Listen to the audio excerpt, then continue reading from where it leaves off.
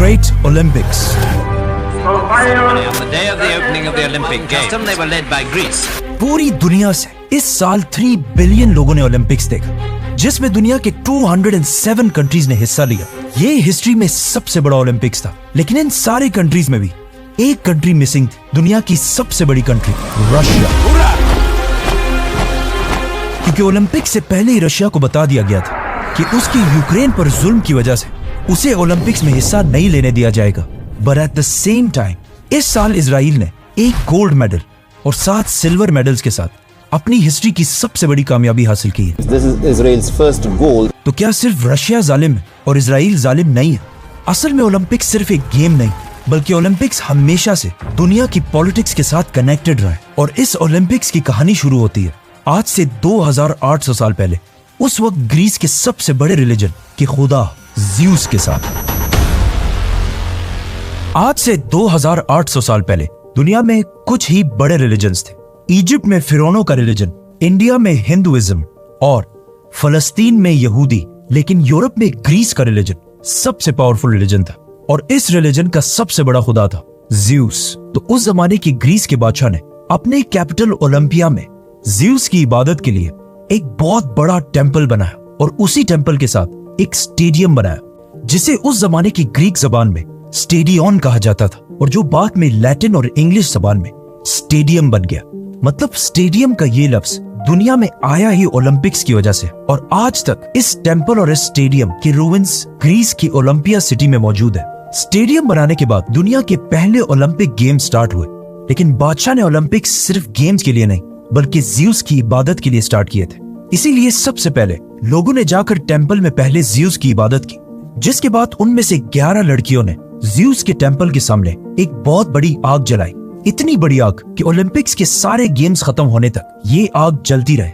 ये स्टोरी इसलिए इंपॉर्टेंट है क्योंकि आज भी इसी एग्जैक्ट तरीके से हर ओलंपिक्स से पहले 11 लड़कियां ग्रीस की सिटी ओलंपिया के उसी टेंपल के सामने आग जलाती हैं और फिर उसी आग से एक टॉर्च जलाई जाती और इस टॉर्च को बगैर बुझाए ग्रीस में ओलंपिया सिटी से उस सिटी की तरफ ले जाया जाता है जहां ओलंपिक्स की ओपनिंग सेरेमनी हो रही होती है। ये भी एक बहुत बड़ा इवेंट होता है जिसमें हजारों लोग ग्रीस के इस सिटी से भाग भाग कर उस सिटी तक ये टॉर्च पहुंचाते हैं और जैसे ही ये टॉर्च उस सिटी पहुंचती है वहां से ओलंपिक्स शुरू हो जाते हैं। मतलब ओलंपिक्स जब शुरू हुए ये स्पोर्ट से ज्यादा एक रिलीजियस एक्टिविटी थी और इसमें पहले सिर्फ कुछ ही गेम्स थी, जैसे कि रनिंग, रेसलिंग और जेवलिन थ्रो वगैरह। और फिर आहिस्ता आहिस्ता ये गेम्स बढ़ती गई और इन्हें देखने दूर दूर से लोग आने लगे और फिर इसमें एक बहुत फेमस गेम ऐड कर दी गई, बॉक्सिंग। बिल्कुल आज की तरह बॉक्सिंग, जिसमें फाइटर्स उस जमाने में भी ग्लव्स पहनकर लड़ते थे, जिसे ग्रीस में बनाए हुए एंशिएंट पेंटिंग्स में अच्छी तरह देखा जा सकता है। ग्रीस में एक वक्त ऐसा भी आया कि ओलंपिक्स इतना फेमस हो चुका था कि हर बच्चा बड़े होकर ओलंपियन ही बनना चाहता था, जिसका ग्रीस को एक बहुत बड़ा फायदा ये हुआ कि इन ओलंपिक्स के सख्त कंपटीशन की वजह से ग्रीस के वॉरियर्स दुनिया के सबसे पावरफुल वॉरियर्स बन गए, जिसमें सबसे खतरनाक वॉरियर्स थे स्पार्टन्स। मतलब ओलंपिक गेम्स की वजह से ग्रीस में फिजिकल फिटनेस का कॉन्सेप्ट बहुत ही बढ़ गया और अगर आज भी देखा जाए तो उस वक्त ग्रीस में जितने भी स्कल्पचर्स बनाए गए थे उनमें हमेशा बहुत ही फिट बॉडीज को दिखाया जाता है। ओलंपिक्स के 500 साल बाद भी ग्रीस के वॉरियर्स तो सबसे ताकतवर थे, लेकिन ये हर वक्त आपस में लड़ते रहते थे, जिसकी वजह से बाहर की दुनिया को इनकी ताकत का कोई खास अंदाजा नहीं था। लेकिन फिर ओलंपिक्स के 500 साल बाद किंग फिलिप ने पूरे ग्रीस को यूनाइट कर दिया और इनकी आपस की सारी जंगों को खत्म कर दिया। और फिर इसी किंग फिलिप के बेटे का नाम अलेक्जेंडर द ग्रेट था, जिसने ग्रीस के इन वॉरियर्स की एक बहुत बड़ी आर्मी बनाई और आखिर उसकी एम्पायर ग्रीस से लेकर पाकिस्तान और इंडिया के बॉर्डर तक पहुंच गई। लेकिन अलेक्जेंडर द ग्रेट इतनी बड़ी एम्पायर बनाने के बाद सिर्फ 32 साल की उम्र में फौत हो गए और अलेक्जेंडर द ग्रेट के मरने के साथ ही उसकी इतनी बड़ी एम्पायर के जनरल्स आपस में लड़ने लगे और आखिर अलेक्जेंडर की एम्पायर 4 हिस्सों में डिवाइड हो गई। उनमें से एक हिस्से का पाकिस्तान पर भी कंट्रोल था और फिर आने वाले कई 100 साल तक इन्हीं ग्रीक लोगों ने पाकिस्तान के नॉर्थ और वेस्ट पर हुकूमत की और यहीं पर यहाँ के लोकल लोगों के साथ मिलजुल कर रहने लगे। आज भी पाकिस्तान के नॉर्थ में एक कबीला है कैलाश, जो क्लेम करता है कि वो इसी अलेक्जेंडर द ग्रेट की आर्मी की औलाद है।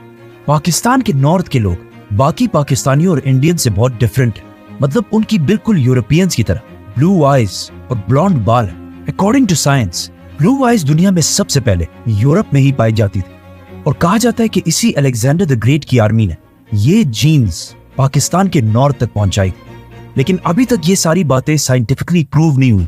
सो we don't know. Now Alexander the Great ने सिर्फ 10 सालों में ये जो इतनी बड़ी एम्पायर बनाई थी, कुछ ही सालों में 4 हिस्सों में डिवाइड हो गई, और इससे आहिस्ता आहिस्ता इस ग्रीक एम्पायर की ताकत कमजोर होने लगी। अब जब यूरोप की ग्रीस एम्पायर खराब हो रही, तो इसी ग्रीस के साथ ही एक दूसरी सिटी रोम बहुत तेजी से आगे बढ़ रही, जो आहिस्ता आहिस्ता बढ़कर रोमन एम्पायर बन गई। और ये एम्पायर इतनी तेजी से फैली कि उन्होंने अलेक्जेंडर द ग्रेट की ग्रीस को भी फतह कर लिया। लेकिन इसका मतलब ये नहीं था कि ये ग्रीक एम्पायर खत्म हो गई, क्योंकि ग्रीस और रोम में कोई ज्यादा फर्क नहीं था।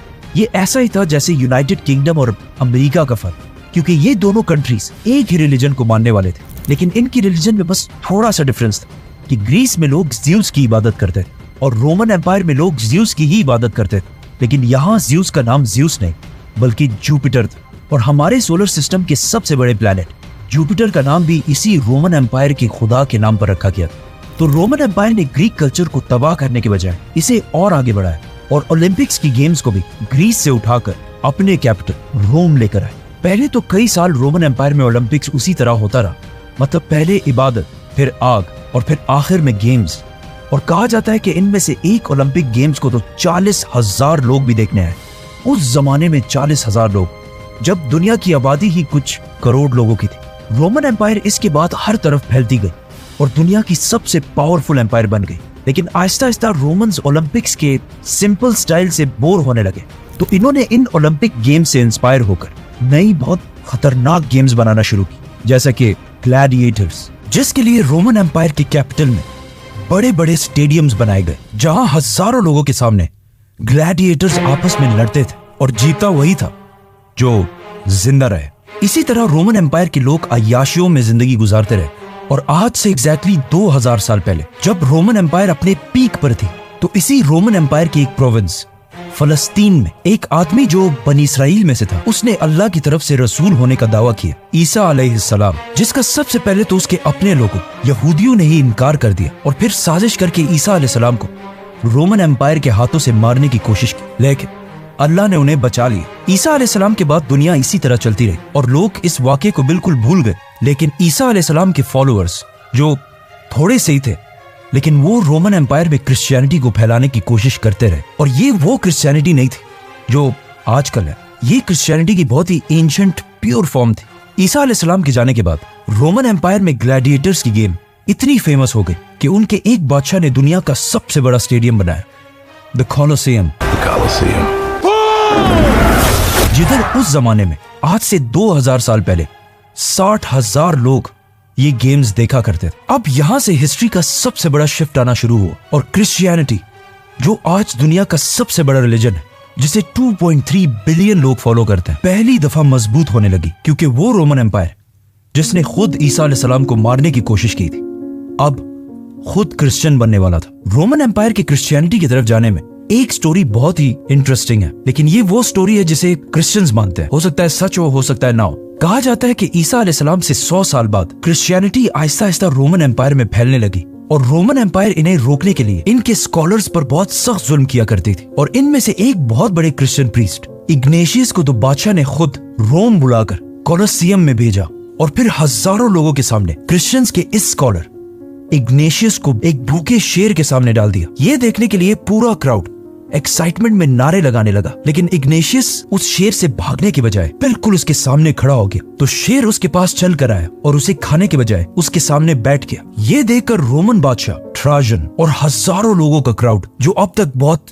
चीखे मार रहा था, बिल्कुल खामोश हो गया, क्योंकि इससे पहले किसी ने भी ऐसा मंजर नहीं देखा था। आखिर शेर ने कुछ देर बैठने के बाद इग्नेशियस पर हमला करके उसे खा लिया, लेकिन ये वाकया बहुत तेजी से पूरे रोमन एम्पायर में फैल गया और लोग इसकी इस कुर्बानी से इंप्रेस होकर क्रिश्चियनिटी की तरफ आने लगे। इस तरह रोमन एम्पायर आहिस्ता आहिस्ता अपने रिलीजन को छोड़कर क्रिश्चियनिटी की तरफ आने लगी, और इग्नेशियस के इस वाकये के 200 साल बाद एक रोमन बादशाह कॉन्स्टेंटीन ने क्रिश्चियनिटी कबूल कर ली, और इस तरह पूरी रोमन एम्पायर क्रिश्चियन हो गई। क्रिश्चियन बनने के बाद रोमन एम्पायर के बादशाहों ने पुराने जमाने के सारे बुत परस्ती और आइडोलट्री के रिवाज खत्म कर दिए, जिनमें से एक ओलंपिक गेम्स भी थे, क्योंकि एज वी नो ओलंपिक सिर्फ गेम्स नहीं बल्कि ज़्यूस की इबादत के लिए की जाती थी। क्रिश्चियनिटी और ओलंपिक्स की ये दुश्मनी बहुत ही पुरानी है, इस साल 2024 के ओलंपिक गेम्स की ओपनिंग सेरेमनी में ये वीडियो प्ले की गई थी, जिसमें क्रिश्चियनिटी और क्रिश्चियंस का बहुत सख्त मजाक उड़ाया गया था, क्योंकि ये वीडियो क्रिश्चियनिटी की सबसे मशहूर पेंटिंग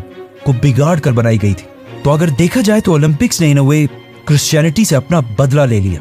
इसके बाद ओलंपिक गेम्स तो रोमन एम्पायर से खत्म हो गए, लेकिन आहिस्ता आहिस्ता रोमन एम्पायर भी इससे बहुत साल बाद काफी हद तक खत्म कर दी गई, क्योंकि रोमन एम्पायर का बहुत बड़ा हिस्सा खिलाफत राशिदा ने फतह कर लिया था, जिसके बाद अगले 600 साल तक मुसलमान दुनिया के सुपर पावर रहे। और फिर मुसलमानों की इस ताकत को भी 600 साल बाद चंगेज खान और उसकी औलाद ने खत्म कर दिया। मंगोल एम्पायर ने अरब खिलाफत को तो खत्म कर दिया, लेकिन इसके बाद एक नई खिलाफत शुरू हुई, उस्मानिया खिलाफत, जिसने बाकी बहुत बड़े इलाके को फतह करने के साथ साथ पहली दफा मुसलमानों की तरफ से ग्रीस को भी फतह कर लिया। लेकिन दुनिया की हर एम्पायर की तरह आहिस्ता आहिस्ता ऑटोमन एम्पायर भी कमजोर होने लगी, और आज से 200 साल पहले उसके बहुत ही इंपॉर्टेंट प्रोविंस ग्रीस ने बगावत कर दी और ऑटोमन एम्पायर से आजादी लेकर एक इंडिपेंडेंट मुल्क बन गया। अब जब ग्रीस बहुत साल बाद अपनी आजादी सेलिब्रेट कर रहा था, तभी ग्रीस के एक जर्नलिस्ट ने अखबार में एक आर्टिकल लिखा कि अब जब हम आजाद हो चुके हैं तो हमें अपने पुराने ग्रीक कल्चर्स को वापस जिंदा करना चाहिए, जिसमें उसने आज से 200 साल पहले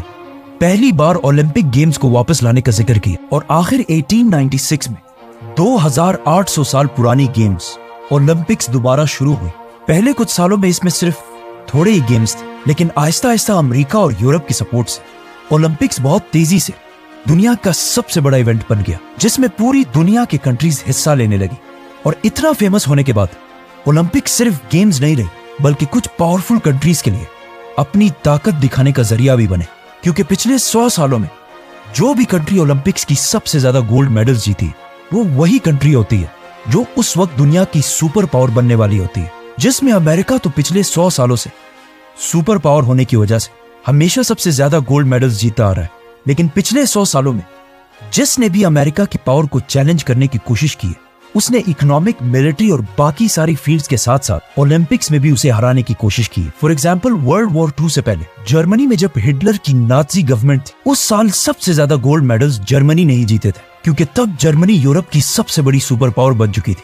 वर्ल्ड वॉर 2 के बाद जर्मनी की ताकत तो खत्म हो गई, लेकिन इस जंग के बाद एक नई सुपर पावर दुनिया के सामने आई, सोवियत यूनियन, जिसने दोबारा आकर अमेरिका की ताकत को चैलेंज करना शुरू किया। अब जब सोवियत यूनियन भी सुपर पावर बनने की तरफ जा रही थी, तो उसने अगले 9 में से 6 ओलंपिक्स में सबसे ज्यादा गोल्ड मेडल्स हासिल किए। लेकिन आज से ऑलमोस्ट 30 साल पहले अफगानिस्तान पर हमले और कुछ इकोनॉमिक मसलों की वजह से सोवियत यूनियन भी खत्म हो गई, जिसके बाद अमेरिका दुनिया की वाहिद सुपर पावर रह गई। और अगेन ओलंपिक्स में सबसे ज्यादा मेडल्स अमेरिका ही जीतने लगा। लेकिन अचानक चाइना दुनिया में बहुत तेजी से आगे आने लगा, और एक बार फिर कुछ ही सालों में चाइना यूएसए की ताकत को दोबारा चैलेंज करने लगा। और तब से लेकर आज तक पूरी दुनिया इस कंफ्यूजन में कि चाइना और यूएसए में कौन सुपर पावर बनकर सामने आएगा। और इन दोनों की यही लड़ाई ओलंपिक्स में भी चल रही है, जिसमें इस साल 2024 के ओलंपिक्स में दोनों कंट्रीज ने बिल्कुल इक्वल 40 गोल्ड मेडल्स हासिल किए।